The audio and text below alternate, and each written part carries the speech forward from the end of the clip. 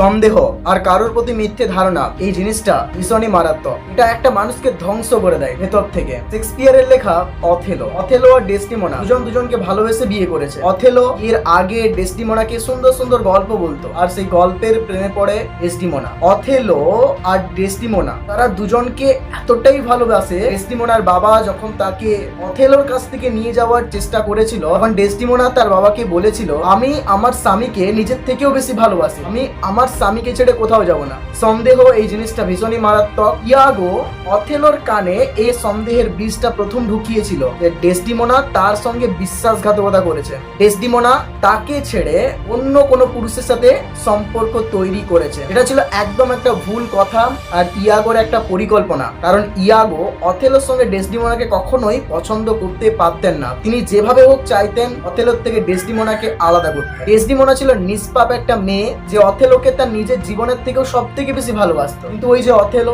ডেসটিমোনার সঙ্গে এই ব্যাপারে কোনো কথা না বলে সন্দেহ জিনিসটাকে নিজের মধ্যে বাড়তে দেয় এবং তারপরেই সন্দেহ তাকে ভেতর থেকে এতটা কুড়ে কুড়ে খাচ্ছিল, কোনো কিছু না জেনে বুঝেই ডেসটিমোনাকে হত্যা করে। সন্দেহ যখন কোনো একটা সম্পর্কের মধ্যে ঢোকে তখন সেই সম্পর্কের শেষ না হওয়া পর্যন্ত আর কোনো উপায় নেই। সন্দেহ জিনিসটা ভীষণই মারাত্মক। এটা